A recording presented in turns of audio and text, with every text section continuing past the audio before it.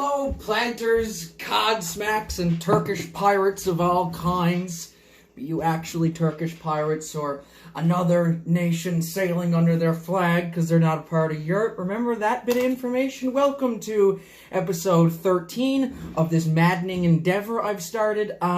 Just gonna get right to it because this is killing me from the inside. Look how much of the book we've gotten through, though. We're getting there. We just passed the third marking point, so cool. Okay, so at the end of the last bit, we talked about how the French were raiding up and down the eastern shores, right up towards Bonavista area, but not quite that far yet. They do get there. But so they're raiding up and down the eastern shores, and we were talking about how the English had a deadly opportunity to destroy Placentia, but they bailed out like chicken shit at the end. Good work. What was his name again? I can't remember. Anyway, he wussed out. People made fun of him. Okay, so picking up on page 240, in 1697 to 1705, the French shifted their sights northward a little bit to the unprotected Conception and Trinity Bay areas, so as far up as Bonavista or so. And they notably attacked Bonavista in 1702, in 1703, in 1704. They didn't like Bonavista very much, I suppose. I guess it was a good port. So our next hero of sorts to the stage is a guy, Captain Michael Gill. He was originally from New England. He was like he was fairly trained soldiery type of guy, whereas up here we had a lot of like our guys were just sort of regular folks who were a decent shot, but I mean, a lot of the people down in New England or whatever sent over there were soldiery types or whatever. Anyway, the guy was capable, Michael Gill. So he found himself in Bonavista and stepped up to the action when the French came knocking. It was his know-how and bravery that rallied a lot of people to the fight. Like, a lot of people in, like, Bonavista, a lot of people everywhere, all the planters and stuff, a lot of people were just terrified of the French, terrified of the Canadian Indians that they had with them, so they would, like, fuck off to the woods or to the nearest town or something like that. But because this guy, Michael Gill, was so good, he actually rallied them and got people on the go and helped with the defense. Like, he was giving out the orders in the time of panic and stuff like that, so this guy really stepped up. So this is like the stuff of movies. Like, he rallied the townspeople. Like I said, a lot of pretty good hunters and stuff. You can fire a shot, you know. But he hooked him up and really helped out Bonavista, so that was like a big note in there. Fun note, I noticed in the text, they call a type of small boat a hooker. I don't know why, it just seems important to me. Little hookers. Gill's defense of Bonavista was well noted, which is unfortunate because too bad. The next year the French came, and this guy Skiffington was in charge of whatever, I guess. Gill had probably gone back to England or something for the year. That kind of stuff switched up. Anyway, so this guy Skiffington shows up. He's in charge. The French show up, and immediate capitulation. He surrenders pretty fucking right away. Cool. During this time, especially in St. John's, DW says that it was a time of painful suspicion. Every man mistrusted his neighbor. They feared, basically, that everybody around him was a spy for the French, like... what's his name? Baudin? The guy who was really insulting in the last couple episodes. People were really paranoid, people were really nervous and stuff like that. In November of 1704, the French passed through Bay Bulls and camped near St. John's. They attempted another attack on the city, but at the time they were really numb, they were starved, it was closer to winter, right? It was in November. They were numb, starved, disorganized, and lucky for the English, really, because they haven't been killing it.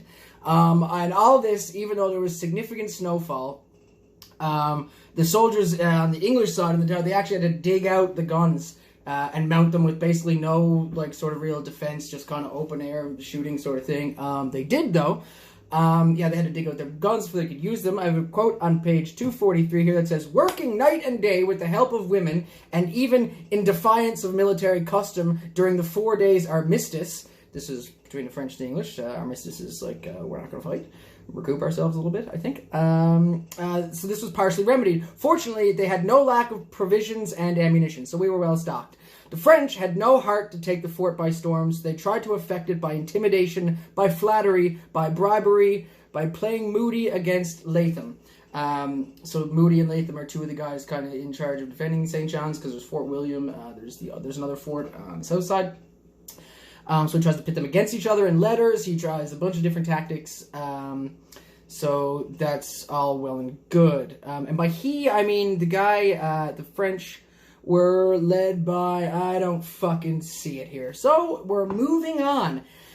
Okay, so that's page 243. All good. So the French kept trying to take the city, though, I mean, through, like, intimidating letters, asking for surrender, you know, all kinds of stuff, pitting Moody. So anyway, this fella Moody, he gets together with your Campbells and your Pembertons and other bigwigs at the time, and decided on refusing to surrender to the French. They were like, so we're not gonna fucking refuse, right? He was like, no, we're not gonna refuse. After continuing to attempt taking the castle, after 5 weeks using all their ammunitions, food, and provisions, even resorting to flaming arrows at one point, the French fucked off back to Fairyland and then eventually back to Placentia. So, well done. They got us a couple times, but in this case, we seem to have defended it. Good job, Moody, and good job, who was the other guy? I just said his name. Anyway, good job, Moody and Latham. Yeah, nailed it. Yeah, so we defended the city. Oh, Montigny. Montigny is the name of a French guy.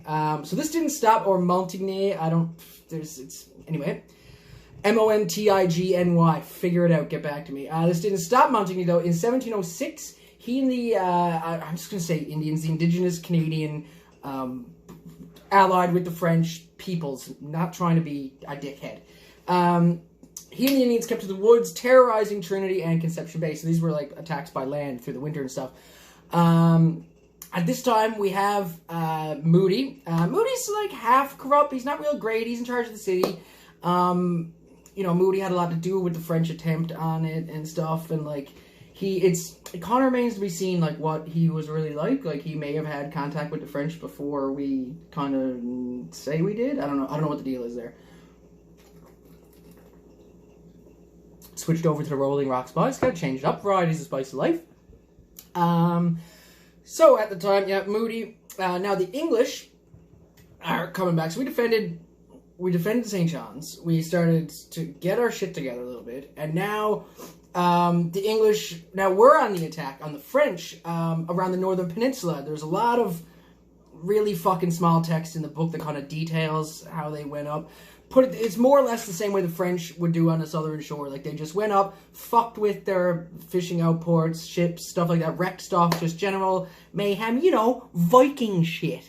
So that's well and good. I have page 245 here. It says, oh, this is a bit of a read. Okay, so this is talking about in the defense of St. John's, okay? So, the coolness, judgment, and bravery shown by Moody and Latham in the face of overwhelming numbers and French diplomacy is worthy of the highest praise.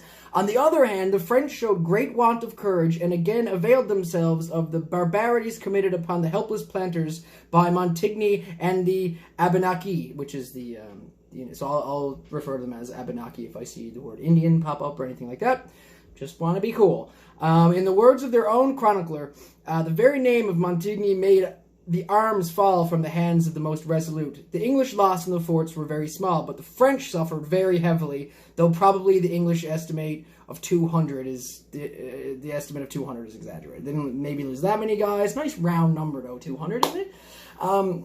So that is, exaggerated. From Fairyland, okay, so from Fairyland, Montigny and the Abenaki marched through Holyrood to Harbour Grace, murdering and destroying as they went.